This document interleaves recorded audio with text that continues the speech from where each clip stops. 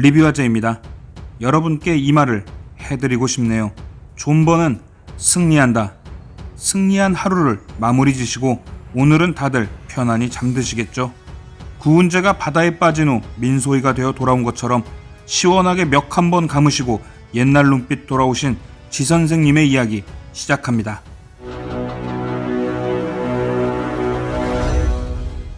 빵빵 터지는 사이다는 아니었지만 왠지 모르게 지리게 통쾌했던 엔딩.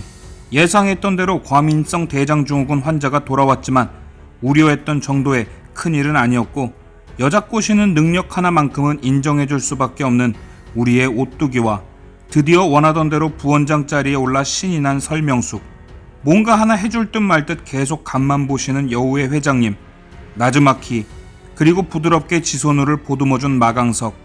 이렇게 14화에는 많은 사람들이 나왔었지만 지금 제 머릿속에 꽉 차 있는 건 푸른 바다 앞에서 쓰러질 듯 흔들렸던 지선우, 그리고 그녀의 거울 여다경, 폭풍같이 흘러간 두 여자의 이야기를 시작합니다. 오늘도 역시나 줄거리 형식이 아닌 제 맘대로 리뷰입니다. 여러분의 재방송은 소중하니까요. 첫 번째 이야기는 비로소 모든 걸 깨끗이 비워버린 지선우의 이야기입니다. 자신의 전부라고 생각했던 준영이가 자신에게 실망하고 돌아섰을 때 지선우는 느꼈을 겁니다. 자신의 즉흥적인 행동에 대한 결과가 얼마나 큰 것인지를. 이미 이때 지선우는 모든 걸 놓아버린 시점 같았습니다. 그렇게 병원에 도착한 후 예전 같으면 똑부러지게 반박했을 지선우지만 이미 준영이를 잃었다고 생각했던 그녀에게 의사라는 직위는 이제 의미가 없죠. 그렇게 다른 병원으로의 이직이 아닌 그냥 쉼을 선택한 것입니다. 그리고 지금 자신의 모습과 가장 비슷했던 마강석을 찾아가죠. 지선우는 이런 얘기를 합니다. 준영이의 마음만 돌릴 수 있다면 뭐든 할 수 있다. 자신의 모든 것을 지키기 위해 발버둥 치던 지선우가 아들의 마음을 돌리는데 모든 걸 포기할 수 있다고 한 것은 자기가 진짜 지켰어야 하는 게 지위나 재산이 아닌 준영이었다는 걸 뒤늦게 깨달은 것이고, 마강석의 집착은 독이다.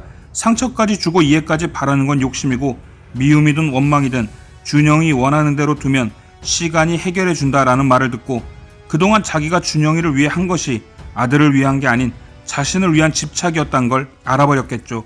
그리고 이미 늦었지만 더한 상황을 막기 위해 지금이라도 준영이를 놔줘야 한다는 생각. 그 생각이 지선우를 바닷가로 이끌고 간 것이 아닌가 합니다.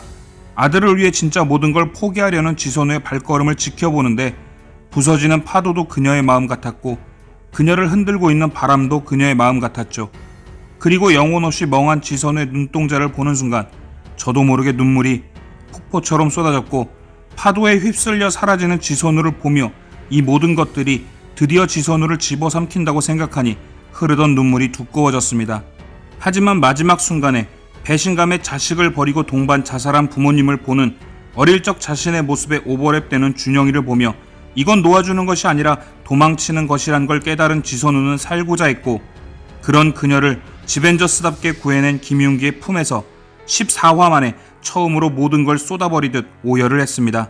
다수의 시청자분들이 12화 엔딩이 지선우의 잔감정을 태워버리는 모습이라 하셨는데 저는 오늘에서야 준영이에 대한 집착과 이태호에 대한 미련을 파도 속에 떠나보내고 흐르는 눈물로 지워버린 것 같아 진짜 깨끗해진 지선우를 볼 수 있어 너무 좋았습니다. 어찌 보면 저의 사이다는 여기서부터였던 것 같네요. 모든 걸 비워버린 지선우와 김윤기의 품에 안겨 울고 있는 지선우를 바라보며 아무것도 못했던 이태호, 그리고 다 잃었다고 생각한 그녀에게 손을 내밀었던 준영이, 모든 걸 다 비운 순간 자신의 전부인 준영이가 다시 꽉 채워진 진짜 사이다가 아니었나 싶습니다. 두 번째는 지선우의 발자국을 그대로 따라갔던 여다경의 이야기입니다. 여다경이 생각한 계획은 1화 때 지선우와 많이 닮아 있습니다. 바로 완벽한 가족, 완벽한 모습이죠. 여다경이 지선우화 되어가는 과정은 그간 바뀌고 있던 옷과 헤어스타일로 충분히 미루어 짐작할 수 있었고, 1막의 지선우는 지키기 위한 집착이었다면 2막의 여다경은 뺏기지 않기 위한 집착이었죠. 1막의 지선우는 가족들의 모든 것을 컨트롤하며 가정을 지켜왔고 2막의 여다경은 뺏기지 않기 위해 컨트롤을 하기 시작했습니다. 그리고 제니, 이태호만 있으면 될 것 같았던 자신의 그림에 흔들리는 이태호를 잡아줄 준영이까지 필요하다고 생각들었고, 그래서 여다경은 12화부터 시작해 준영이를 자신의 그림 속에 그려 넣었습니다. 하지만 여다경에게 준영이는 여우의 회장이 말한 대로 이태호의 안전핀이었죠. 수류탄이 터지지 않게 하기 위해 제일 조심히 다뤄야 하는 안전핀. 이태호와 제니는 자신의 가족이지만 준영이는 그렇지 않기에 여다경에게 준영이를 자신의 가족처럼 보이게 하는 작업이 필요했을 겁니다. 자신이 원하는 완벽한 가정을 위해서 그래야 했고 남들이 바라보는 완벽한 모습을 위해서 그래야 했죠. 준영이를 위한답시고 행동을 통제하고 정신과 치료를 받게 한 건 역시나 모두 이런 그림을 위한 과정이었을 겁니다. 그리고 모임에서 해강이 엄마에게 엄지척을 받으며 그 그림의 완성을 느꼈겠죠. 하지만 쉽게 쌓은 모래성은 작은 바람에도 무너져 버리죠. 14화 중간쯤 지선우가 떠나간 뒤 제니를 보고 웃고 아빠와 함께 치료를 받고 기분 좋은 배경음악에 지선우가 없는 모든 게 완벽한 것 같았던 장면. 저도 그랬고 여러분도 그러셨죠. 피해자가 사라지자 평온해진 모습을 보고 이게 무슨 말 같지도 않은 장면이냐고 분개하셨을 겁니다. 하지만 이 장면 어디서 많이 보던 장면 아니었나요? 1화에서 지선우가 가족 사진을 걸고 준영이를 학교 보내고 이태호를 출근시키고 본인의 출근 후 비춰진 병원 풍경. 두 장면은 이어붙여놔도 이상하지 않을 만큼 닮아있고 사건이 터지기 전 가장 평화로운 시간을 보여주는 이 장면이 바로 폭풍 전야입니다. 1막의 폭풍 전야 때 이태호의 마음은 여다경에게 가 있었고 2막의 폭풍 전야 때 이태호의 마음은 지선우에게 가 있죠.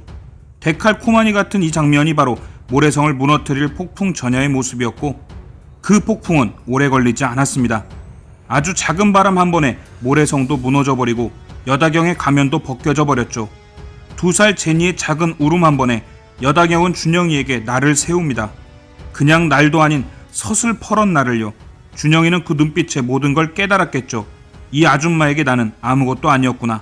그리고 아빠에게 손을 뻗지만 아빠라는 사람은 자신의 말을 듣기는커녕 뺨을 때립니다. 그리고 언제까지 너 때문에 모두 힘들어야 하냐고 탓을 합니다. 여기서 개태호의 인성을 볼 수 있죠. 그 질투심 말이죠. 준영이 때문에 지선우가 바닷가에 갔고 물에 들어갔고 김용기가 안고 결국 김용기가 지선우를 안고 있던 건 다 준영이 너 때문이다 라는 연결.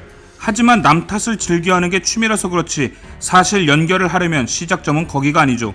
이태호가 여다경과 바람을 폈고 이혼을 했고 아들이 삐뚤어졌고 지선우가 바닷가에 갔고 김용기가 안고 지선우가 울고 결국 이태호는 본인이 본인 뺨을 후려쳤어야 하는데 아들 탓을 한 거죠.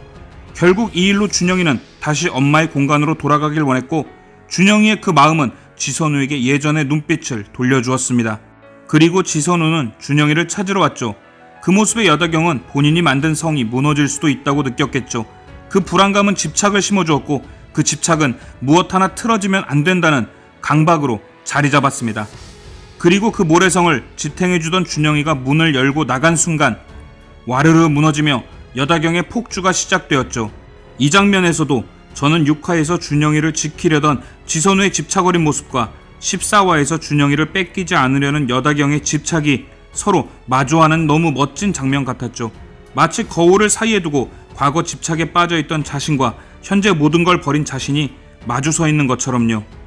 그리고 나서 지선우가 뱉는 이 대사, 솔직해지자 준영이를 위해서가 아니라 네 결혼, 네 가정을 지키고 싶은 거였잖아 라는 이 대사가 왠지 여다경에게 하는 것과 동시에 집착에 빠져있던 과거 자신에게 해주는 충고같이 들렸습니다. 그리고 지금의 자신의 모습을 보여주듯 그런 절박함과 간절함은 아무 의미 없다며 얘기를 합니다. 저는 그래서인지 더더욱 이 장면은 현재 지선우와 과거 지선우의 대화 같았습니다. 그렇기에 여다경에게 한 방 먹인 사이다와 해탈한 지선우 모습의 사이다, 쌍사이다를 먹은 것처럼 속이 뻥 뚫렸고 안 그래도 뻥 뚫린 식도에 나 이태호랑 잤어가 아닌 이태호가 나랑 잤어라는 지선우 중심적인 대사를 쳐주며 드럼통으로 사이다를 부어주었죠. 몇 주간의 고구마로 꽉 막혀있던 식도를 이런 식으로 청소를 해주시다니 놀라웠습니다. 여다경도 말로 패주고 과거 자신까지 한 번에 싹 지워버린 역대급 엔딩. 아마 다음 주는 보는 내내 청량함이 가득한 한 주가 될 것 같습니다. 작은 바람이 있다면 이태호가 여병규에게 이런 대사를 해줬으면 하네요. 장인어른, 두 여자를 다 사랑하는 게 문제인가요? 장인어른, 전부인과 사랑에 빠진 게 죄는 아니잖아요. 장인어른, 이건 바람이 아니에요. 사랑입니다. 그리고 나서 불꽃 싸대기를 10연속으로 맞으며 쫓겨나길 간절히 바랍니다. 늘 늦게 올라오는 리뷰지만 기다려주시고 즐겁게 봐주시는 구독자님들께 감사드리며 오늘 영상을 마칩니다. 시청해주셔서 감사합니다. 오늘 뭔 일 이슈의 리뷰 화제였습니다.